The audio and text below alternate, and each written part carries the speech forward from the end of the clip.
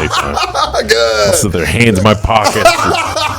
Don't worry about it. Yeah. Don't worry about it. Yeah. Good morning, ladies and gentlemen. Welcome to Big Talk with Bruce Dickey. And look, it's Illini Day on Big Talk with Bruce Dickey. I can't believe it. I've got him here. It's Robert Rosenthal, Illini himself. He is in the building, and we are going to talk Illini hoops. We are going to talk college basketball in general with Robert. We are going to talk about college football, Illini football, all kinds of stuff with Robert. And thank you so much for being here. You're welcome. I'm glad to be here. I appreciate you being here. And we're going to talk with him here in just a second. What is going on in the area? Let's give you some community events. See, now I've got you off TV, so now you can go ahead and mind your own business, do whatever you want to do, Robert. Or watch television. There you go. You can do that. What are some community events going on? Well, not a ton. A few things going on here this Thursday, March 12th. It's over down in Fairfield this evening at 6 o'clock. It's a cancer support group meeting. That's going to be at the Fairfield Memorial Hospital in the Medical Arts Complex Education Room. And that is, as I said, from 6 to about 7 o'clock. If you need more information, give them a call at 847-8243. They do a wonderful work down there. Over in Olney tonight, at 5 o'clock, the doors will open for the Southwestern Illinois Friends of the NRA. It's their big 4th annual banquet. Jeff Fleming is in charge of that. Of course, Jeff running for state senator.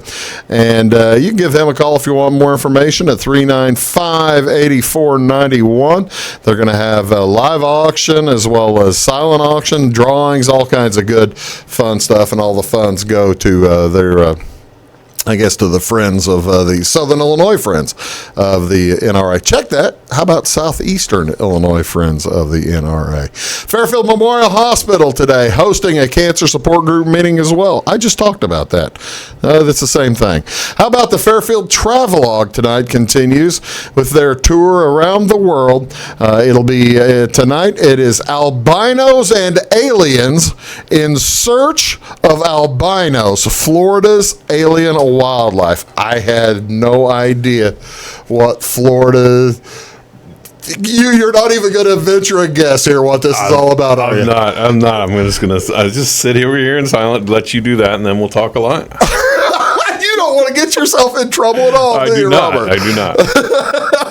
I'm guessing it's about alligators. That's what I'm guessing. I don't know that, but that's hazarding a guess. What else is going on? By the way, I think that might be the last one of the year. They might have one or two to go. If you want tickets, by the way, go to McDowell Kenchelo down there in Fairfield. Well, I suspect you could show up tonight at the First Baptist Church in Fairfield. Show starts at 7:15, and these are always really cool. The filmmaker is typically there and able to talk about his show. So that's cool.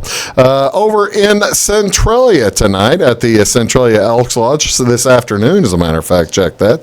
The Marion County Retired Teachers are meeting, and that'll be at 11:30 this morning till about 1 o'clock. Guest speaker will be Larry Pfeiffer. He is the trustee of the TRS, the Teachers Retirement System, and you might want to go there, find out if the state still has your money. That'd be a good thing. All members are encouraged to attend, and as well as to hear updates from the TRS.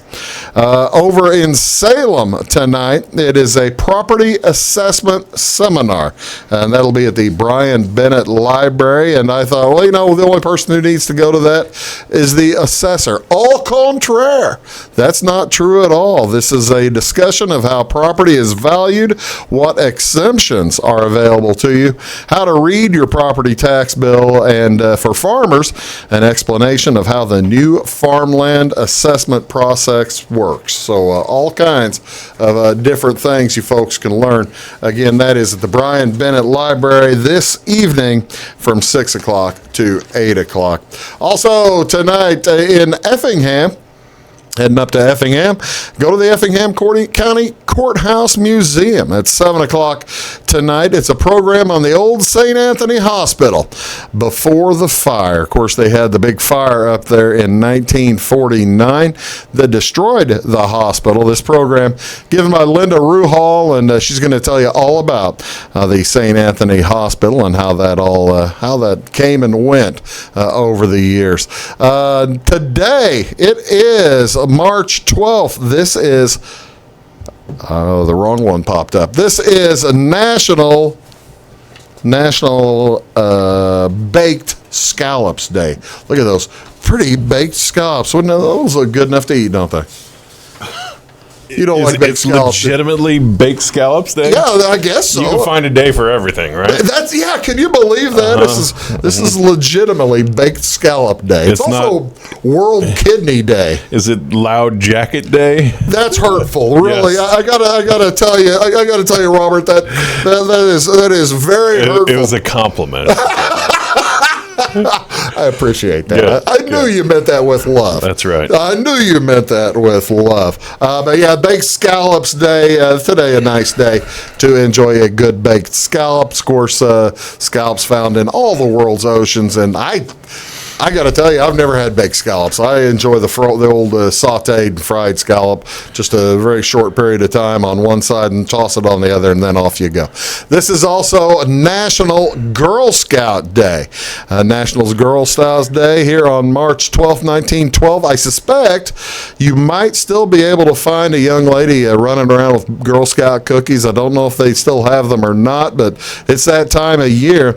Girl Scouting in the United States began this day in 1912, March 12th, 1912, when Juliet Gordon Lowe organized the first Girl Scouts troop meeting. At the first troop meeting in Savannah, Georgia, there were 18 girls present, and for those girls, Juliet Gordon Lowe organized an enrichment program, service programs, outdoor activities, and adventures.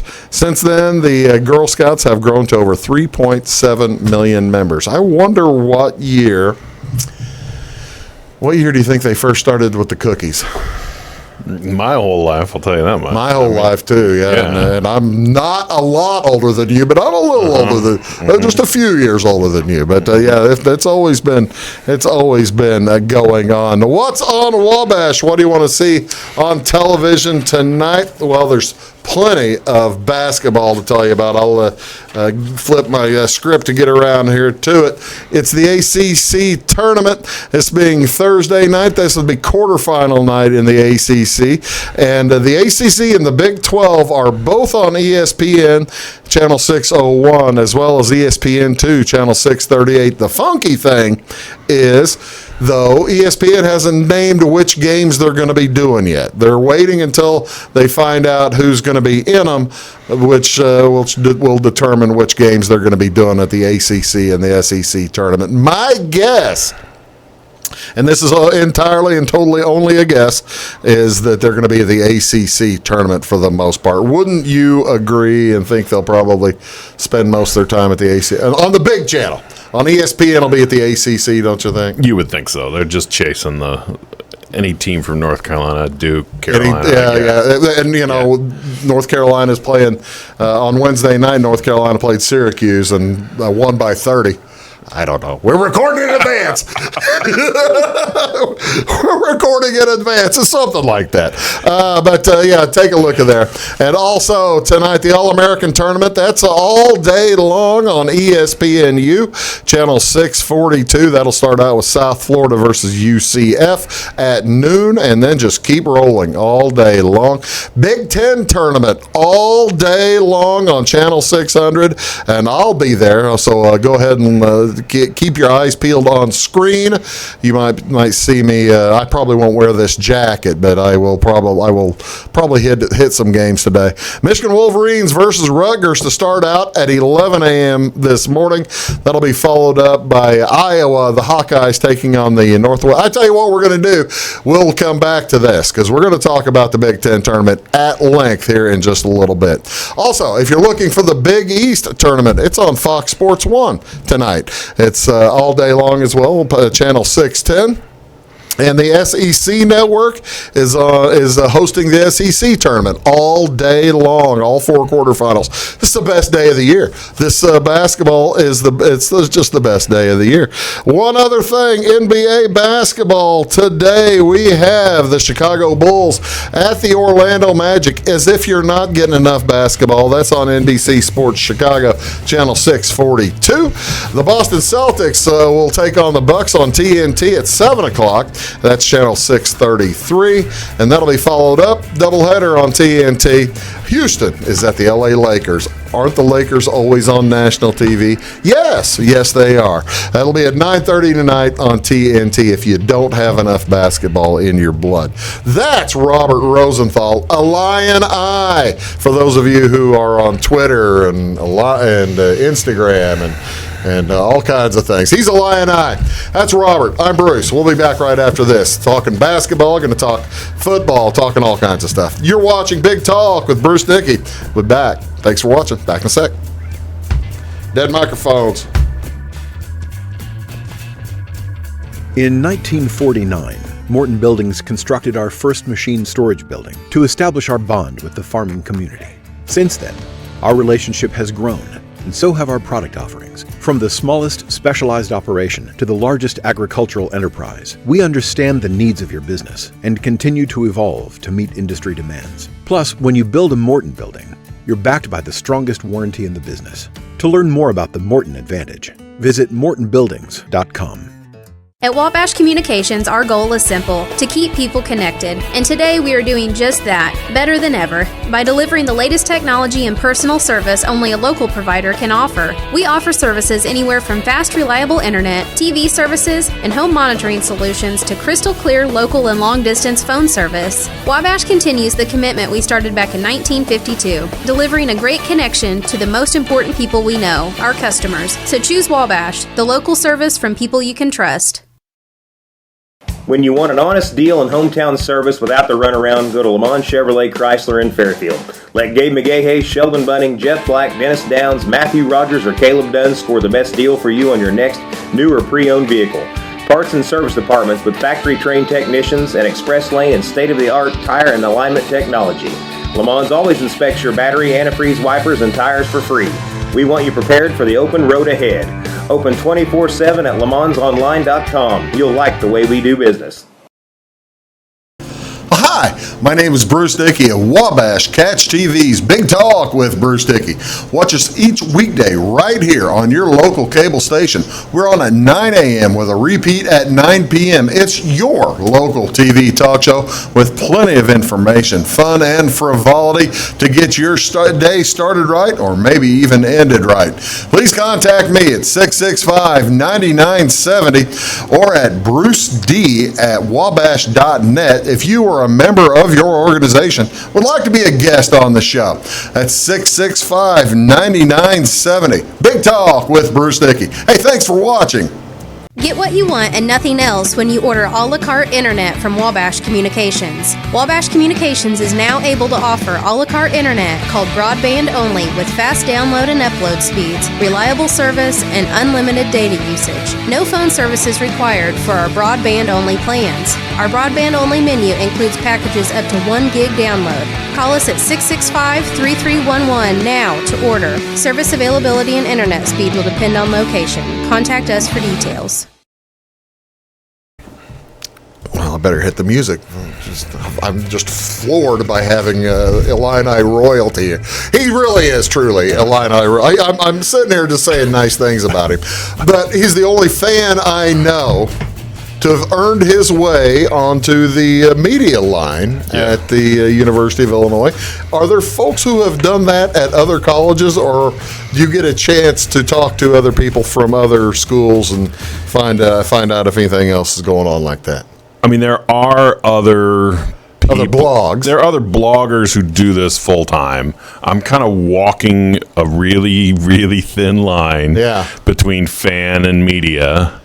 How difficult is it to walk that line? I mean, it's very difficult because, I mean, obviously as a fan, if I'm on press row at a basketball game, So let's take the Miami game in December. Oh, let's please take it and throw it away. Yes, but this huge comeback. They're down 23. Suddenly it's down 10. They're down 6. They're down 4.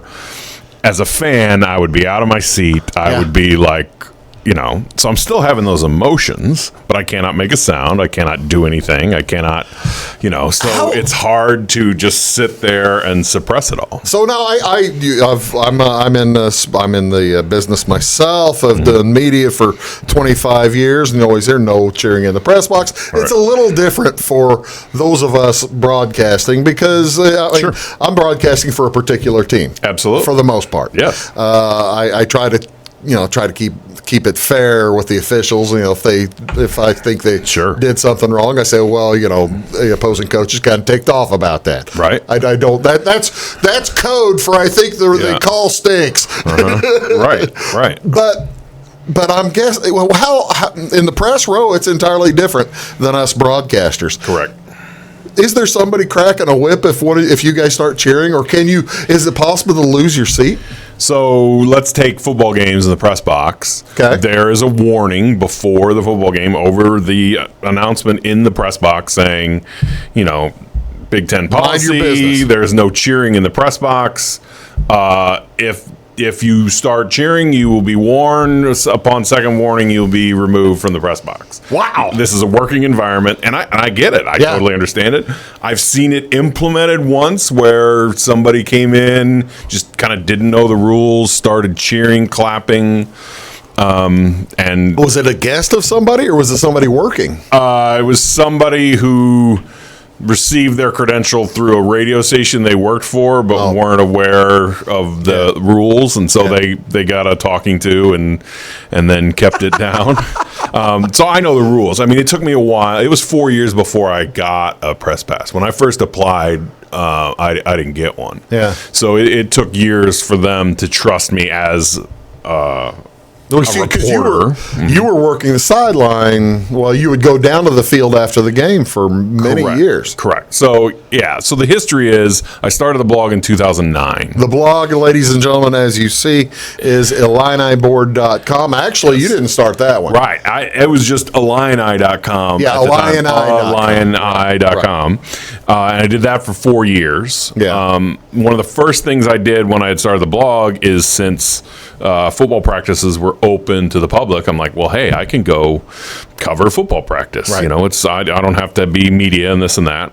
After a year of doing that, for the second year, I'm like, hey, it'd be great if I could interview the players. So I applied for press pass to be able to go behind the ropes and interview players, and they denied it. And I don't have hard feelings about it. It's totally understandable. They basically said, we give you a press pass. We just give anybody. Like, anybody could just say, hey, I want a press pass. You're a fan. Yes. Yeah. They're like, we don't really know you. We don't know what you do. We don't know who you are. Yeah. So we can't, it doesn't cross any lines of us being able to say, okay, well, this person legitimately requires a press pass. So for a couple years, I just wrote to where they kind of followed me. Honestly, the biggest thing was Ron Zook read from the blog at a press conference. Is that right? Yes. Wow, that's cool. What was what did he read? So I wrote back then. This is 10 years ago. Yeah. Illinois would always play the toughest non-conference schedule possible. Just awful. Yeah. Yes, scheduling all these big major conference teams. Everybody else is playing the smallest school they can find. Yeah, this was Gunther ball.